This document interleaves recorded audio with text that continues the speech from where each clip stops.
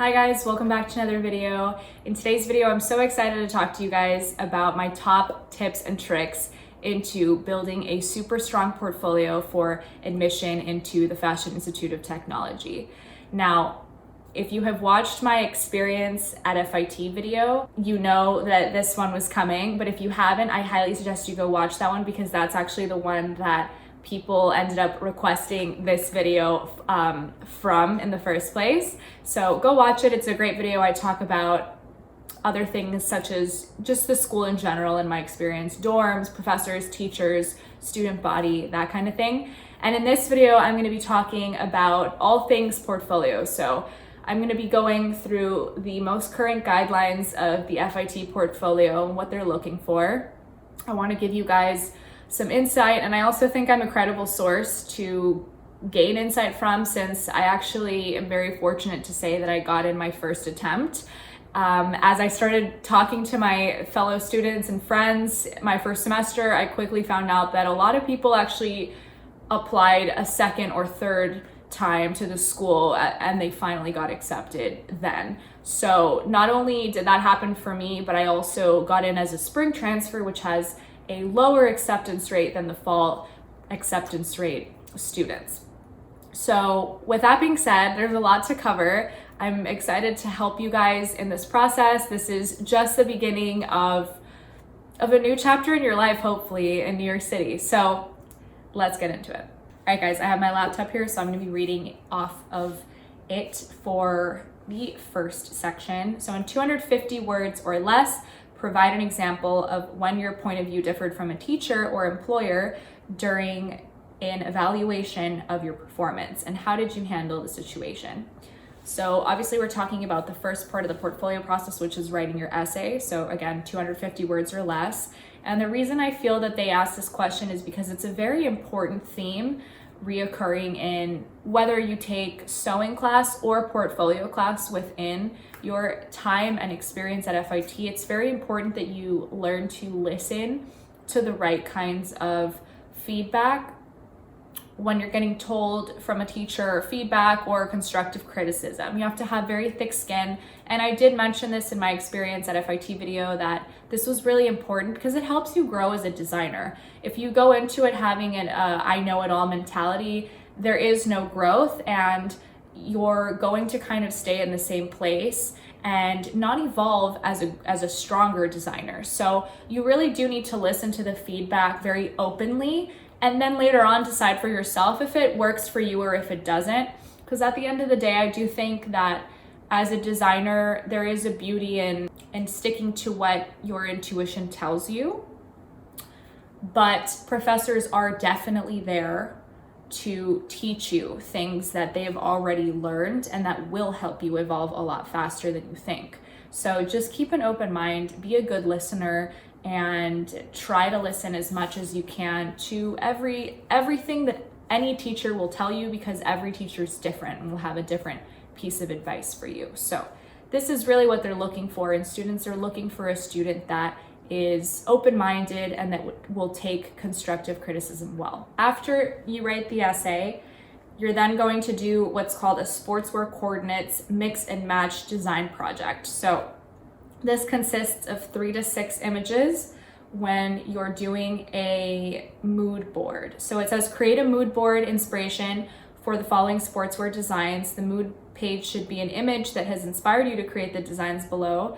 Include a short written explanation of how the designs have been inspired by the mood page image, and list the destination and season of the year when your designs will be worn. So really what you're supposed to do is you're going to compose. This happens in the industry as well, not just for your portfolio. This happens everywhere in every designer's inspiration process. You will have a mood board that gives the feeling and the vibe of what your collection is about and what you're about as a designer. If you are an avant-garde designer, if you like to make more extravagant looking clothes that look more like art, or if you're more of a ready-wear designer and you're a little bit more minimalistic, for example. So really, I think they call it they're calling it sportswear coordinates because I think that they do want to see how everybody, no matter if they're more an avant-garde or ready to wear, design sportswear, but yeah, they kind of want to see everyone attempt to design what's called ready to wear. It's pretty much the same thing, and that also includes streetwear and athleisure as well. But the mood board is a great introduction, I would say, to what you're about to design and what you're about to show them what you're about. Okay, so as I'm reading the part where after you're done with your essay, you're going to design some mix and match pieces. This is like technically part 1 of the design portfolio area. It is a little different than what I did. I believe I was asked to do 2 ready to wear looks and 2 evening wear looks, which I will plug in photos at the end of this video or here. But basically, as of today's guidelines, you're to design a jacket, a top, a pant, and a skirt. And it's called the mix and match design assignment for a reason, because as it says here, they want you to use it in the medium of your choice. So the medium of your choice means like marker, colored pencil, etc. And they want you to design these 4 pieces that can basically be worn day to night. FIT is very business forward, and they want to see young talent and what they can do when it comes to how to merchandise the clothing together. If you actually want to like make money in this career, you need to know how to do that. And I also think like working a retail job will help you immensely, because you really get to see how things are merchandised in a window display. And for examples of this, I definitely suggest going to like Saks or like Neiman Marcus window displays, Bloomingdale's, Bergdorf, wherever you can go, so that you get inspired and you see at least the idea of mix and matching things together.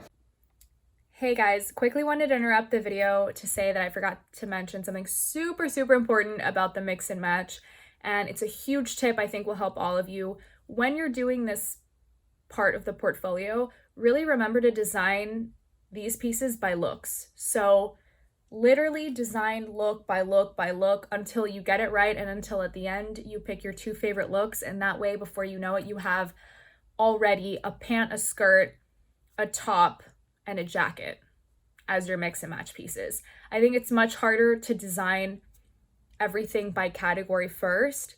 I know people who do it and they end up spending forever. So they end up designing 50 separate tops, 50 separate pants, 50 separate jackets. I think it's much more efficient, and ideas will come into your head a lot easier when you design everything by looks. Also, let's say you pick like your 4 top looks and you narrow it down to 2, but then let's say you like one top more than the other. Well, easy, you switch it and you make it the same top, but then that way you already have your 2 looks with your 4 pieces. So just wanted to mention that. I think it'll be a lot faster and more effective, and it'll save you a lot of time, and it'll end up looking great. So let's get back into the video. Another thing I want to mention, one time I went to a college fair back when I lived in Texas, and I was told by the FIT representative that my designs needed more details like zippers and buttons and seams. They really wanted to see that in the illustration. So don't forget to really like mark that on and like draw it out so that they know that you're also thinking about construction at the same time, and that it's a functional, realistic design. It also says to sketch your designs in color on 2 hand-drawn figures. Don't trace or use a template for your figures. Include back views of the garment on an additional figure or as a flat sketch. For portfolio submission, scan or photograph real fabric swatches and identify the fabric swatches as a weave or a knit, and then include the fiber. So if you guys don't know what this is, I'm just gonna like act like I'm a dummies manual right now, because when you're new and you don't know these things, like it's good for someone to explain it to you, I feel. What they're asking for is when you label your fabric swatches, for example, my top here is a woven because it has no stretch, it's tight all around and even diagonally, like it really has no stretch, it's tightly woven. When you're talking about a knit, you're talking about anything that has spandex, anything that there's a visible stretch either diagonally, horizontally, or vertically. So That's what they're talking about. And then in terms of fiber, after you label it a woven or a knit, whatever that fabric is, then they want you to specify like the fiber content. So for example, a knit could be 96% cotton and 4% spandex, or let's see, a woven could be 100% polyester, etc. Okay, so technically there's 4 parts, excuse me. Part 1, there's an essay, and then I guess part of part 2 are 2 sub portions of the design and illustration process. So the second sub portion is called fashion design artwork. As it says here, you have to submit 4 to 8 sketches of your original fashion design artwork on figures that you have drawn yourself. Express your creativity, your style, and variety. Do not include fine art samples. Only fashion design artwork should be submitted. Edit your portfolio and do not submit more than is requested. So here, if I were you guys, I would definitely shoot for doing 6 to 8 and make all 6 and 8 figures really strong. If you can't for the life of you, at least make however many you do decide on making. I always think like the more you show that you can do, the better. I would not stick to like just doing 4 sketches, but if you do the 4 sketches, make sure they're incredibly strong and they have like a lot of standout power. But like I said, I would not suggest doing that. I would do like 6 to 8. I would definitely go and shoot for that, for doing more looks and showing your variety and what you can do. So after you do that, and after you do them in color, which they are very clear on, they want you to write 2 sentences for each image to explain your thought process in what got you inspired to do these sketches. So I also got a question a long time ago saying, hey, Juliana, do you suggest I write 3 sentences?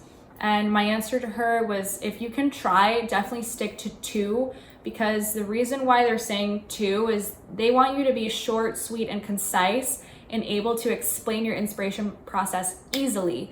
You cannot take a long time in the real world to explain your inspiration process as a designer, and also in the business world of design. Like, you can't take forever to explain what inspired you. It has to be very clear and very concise. So I told her, if you must, I mean, you can do whatever you want. You can do 3, but I would definitely stick to the 2 sentences just so that they see that you're following directions. And at last, part 3, the sewing portion. So as I mentioned in my previous video, if you guys can sew and have enough time, up to maybe at least a year of experience prior to going to the school, it will seriously help your life.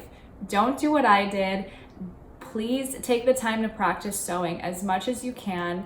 I actually started to sew 3 months into me working on my portfolio process, and it just wasn't enough sewing time. So I highly, highly, highly suggest, if anything, you guys start gaining practice now. And as to the portfolio guidelines, what I saw is you have up to 9 images. You can submit 9 images, which is so freaking cool and generous of them, because damn, when I had to submit my pictures, they only allowed me to submit 3, and I actually had to cut up my pictures, which I'll insert now, into squares so that you could see all the different angles. But now they are requiring you to photograph front and back. They also allow you to do it on a mannequin or on a model. So about that, if you photograph your pieces on a mannequin, I would suggest, if your style is very detailed, if you want to be an avant-garde designer, if you want to be a luxury, like runway, like Versace type of designer, definitely photograph it on a mannequin so that the focus is more on the work and less on a model. But if you're like me and you like to design ready to wear and you are a bit of a minimalist, I definitely would push you to go get a model, have someone model the clothing for you, and like really make it like a full-on photo shoot and take really great pictures of your work so that they can see what you're about, and they can also see your vision for the clothes themselves and be like, you know what, this student takes their job really seriously and they did a great job with the location, and it all goes together. It's all cohesive. So that would be my tip for thinking about the photographs themselves. So that is it for this video. I hope you guys found it insightful, helpful. I will end with some words of wisdom. In order to make your portfolio stand out, the last thing I have to say about that is make it very unique to you. So what I mean by that is, I'll give an example. Have you ever been to the mall and you see a Jacquemus dress and you know it's already Jacquemus without even checking the label? Or you see something and you're like, that's very like Helmut Lang. Or you go to like the designer shops and you see something and you already know that that's Versace because their style is just so iconic to them. That's exactly what I mean. And I think that's one of the hardest yet the most successful things that a brand or designer can do. So let that resonate with you as these admission offices are looking at your portfolio. You want them to think that. You want them to remember. Whether it's their style or not, having a consistent style is so important. And like I said, a success in its own. So if you like this video and I inspired you in some form or way, please don't forget to like this video below and subscribe. I would love if you join the family. I always make videos like this about FIT and also about styling and all things fashion, trends, everything. So I'll see you guys in the next video. Thanks for watching. Bye.